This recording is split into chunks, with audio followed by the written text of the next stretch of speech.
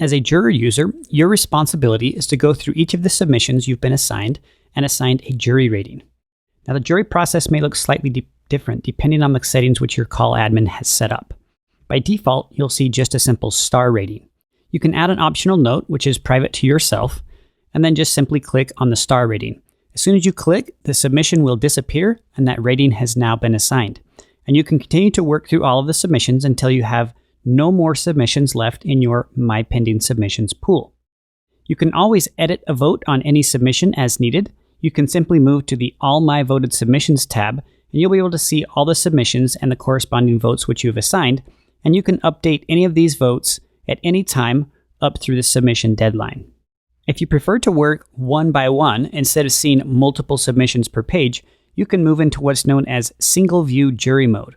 And in Single View Jury Mode, you're simply presented with one large image, and you can then vote the same way here with just a single submission at a time and move through each entry in this fashion. If you want to move out of Single View Jury Mode, you can simply move over here to the upper right and go back to View Submissions. Note that you'll be able to click on the thumbnails to see a on-screen size of each of the submission image that's being sent to you. If you need to see even higher resolution than the on-screen view, you can click the Edit button and choose View Full Size, in which you'll be presented with the highest possible resolution. You can always see the user details and the submission details by clicking on either of these two icons in the Details column. This will show you all of the various details that the user has submitted. Note that if fields show up as hidden, that means that the admin user has hidden these and it's a blind jury. You can see the same thing for submission details by clicking on the Submission tab.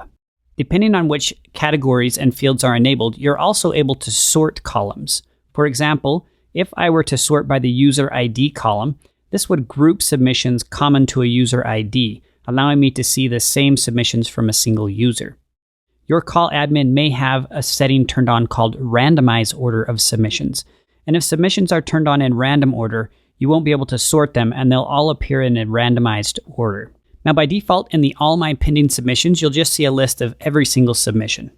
You can always come into specific categories. For example, if you're just going to be looking at the fine art category, you can come into any specific category that your call admin has set up and be able to trigger down on the main category or even subcategories within that category if you want to look at specific entries. You can do the same thing in the All My Voted Submissions tab by clicking on the Filter By, and you can choose any one of the categories to filter by a specific category. Lastly, you're able to see some statistics and voting progress. If you go to the My Jury Votes tab, you'll be able to see all the submissions and then any of the notes that you've added if you need to later reference those.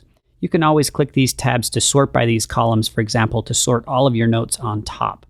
Also, if you click in the My Jury Stats, you'll be able to see the jury statistics on how you're voting and averages per your category, and you'll also be able to use this in order to see various estimates. This jury estimator tool is helpful if you yourself as the juror will also be doing and helping with the final designation of how many entries are in the process. If your call jury is set up in simple jury mode, instead of seeing a star rating system, you'll simply see three buttons: a jury out, a jury alt, and a jury in. This is a somewhat simpler mode where you can simply just click jury in and jury out and jury in and move your way through the pool in this fashion. With this fashion enabled, you can also go to the jury stats and you'll be able to see exactly how many entries are juried in and juried out depending on your votes.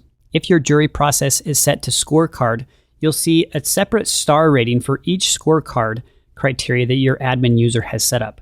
In this mode, you'll have to select each star rating for each individual row and then click the Update or Submit Jury Rating button manually in order to log or submit a vote.